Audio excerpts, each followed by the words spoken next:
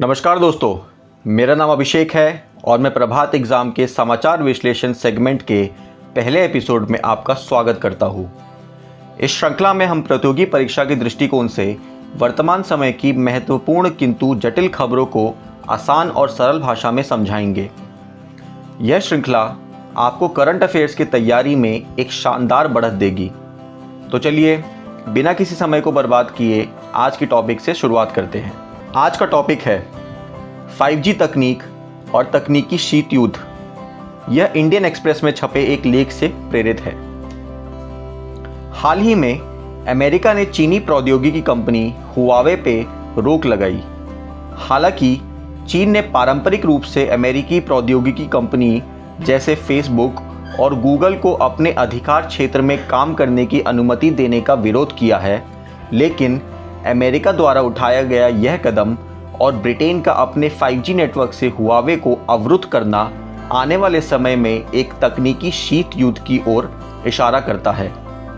आइए हम 5G और नई तकनीकी शीत युद्ध से संबंधित महत्वपूर्ण प्रश्नों को समझने की कोशिश करते हैं। पहला प्रश्न, 5G क्या है?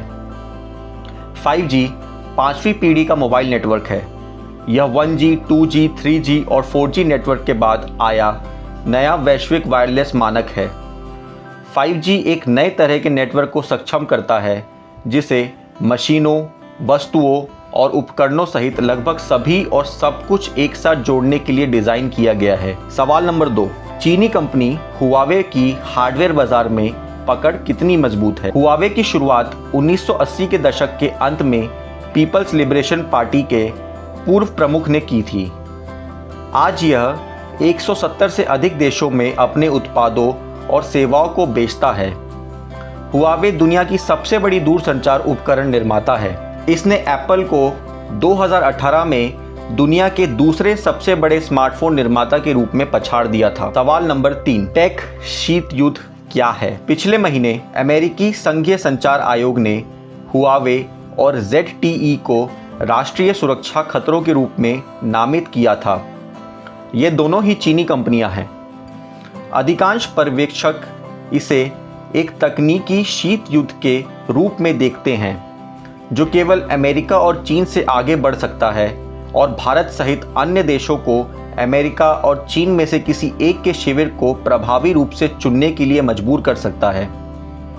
इसे प्रौद्योगिकी पर एक भू राजनीतिक संघर्ष के रूप में वर्णित किया जा रहा है जो दुनिया को दो अलग अलग तकनीकी क्षेत्रों में विभाजित कर सकता है। दोनों देश अपने उन्नत तकनीकी ज्ञान को एक दूसरे के खेमे की पहुंच से बचाने का प्रयास कर सकते हैं। चीन के लिए यह कार्रवाई ऐसे समय में हुई है जब 5G का वैश्विक स्तर पर रोल आउट करने की तैयारी की जा रही है, जिसमें आमतौर पर हुआवे रेस में आगे है। बहुत सारे देशों के लिए एक व्यवहारिक 5G रोल आउट के लिए चीनी कंपनियों की आवश्यकता होगी, लेकिन चीनी 5G टेक्नोलॉजी अमेरिका के प्रमुख घटकों पर निर्भर करती है। सवाल नंबर 4, इस लड़ाई में भारत कहां खड़ा है? दिसंबर 2009 में दूरसंचार विभाग ने भारतीय मोबाइल कंपनियों को सलाह दी थी कि चीनी उपकरण हैकिंग और जासूसी के लिए इस्तेमाल किए जा सकते हैं और वे चीनी उपकरण निर्माताओं के साथ अपने सौदों को निलंबित कर दे। लेकिन भारत ने कभी भी अपने दूरसंचार उपकरणों से चीनी कंपनियों को पूरी तरह से प्रतिबंधित नहीं किया है। दरअसल भारत का ज़्यादातर टेलीकॉम सेक्टर चीनी कंपनियों के हार्डवेयर और सॉफ्टवेयर पर आश्रित है। हालांकि लद्दाख में गतिरोध के बाद भारत ने राज्य के स्वामित्व वाली दूरसंचार सेवा कंपनियों से कहा है कि वे चीनी कंपनियों को अपने भविष्य के विस्तार ठेकों के दायरे से बाहर करें। यह देश में चीनी निवेश और तकनीकी कंपनियों पर अंकुश लगाने के व्यापक निर्णय का हिस्सा था। आधिकारिक बयानों में भारत ने राष्ट्रीय सुरक्षा के लिए खतरे के आधार पर अपने 59 चीनी मोबाइल ऐप पर प्रतिबंध के फैसले को उचित ठहराया था। सवाल नंबर 5, हुआवे के विकल्प क्या हैं? हुआवे के अलावा टेलीकॉम नेटवर्क उपकरण बाजार में अग्रणीय यूरोपीय खिलाड़ी हैं, जैसे कि एरिक्सन और नोकिया और दक्षिण कोरियाई कंपनी सैमसंग। हालांकि भारतीय कंपनी रिलायंस जियो की योजना दूरसंचार उपकरण बाजार में प्रवेश करने की है, लेकिन अब तक हुआवे का कोई भारतीय विकल्प नहीं है।